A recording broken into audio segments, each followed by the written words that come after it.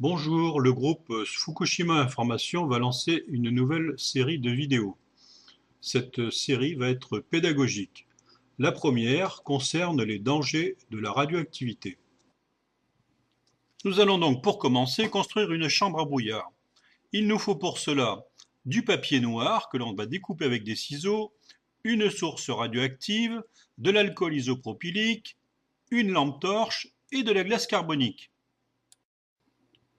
Il ne nous reste plus maintenant qu'à assembler ces éléments. On place le papier noir dans le fond de la coupelle en plastique, on l'entoure d'un ruban éponge que l'on imbibe d'alcool isopropylique, et ensuite on place la petite source radioactive.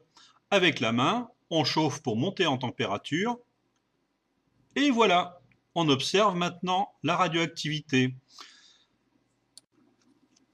Les particules radioactives émises par la source laissent dans ce brouillard d'alcool isopropylique des traces, comme un avion.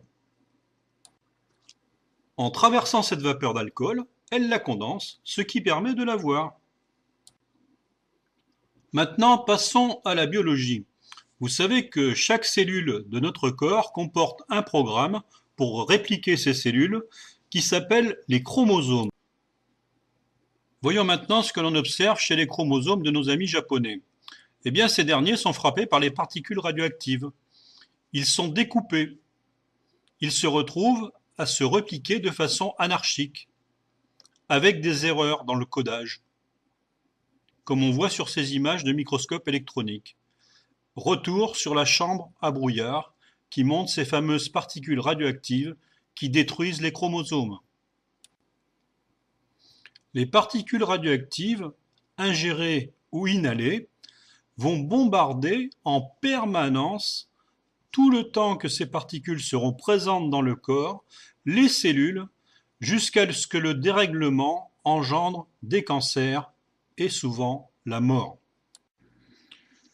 Il ne faut donc pas confondre le risque d'irradiation et le risque de contamination. L'irradiation, c'est comme être exposé au soleil. Plus on reste, plus on risque d'attraper un coup de soleil. Alors qu'avec la contamination, il va être très difficile de se séparer des particules radioactives. Elles vont se fixer dans les organes, les os, jusqu'à provoquer un cancer, et bien souvent la mort.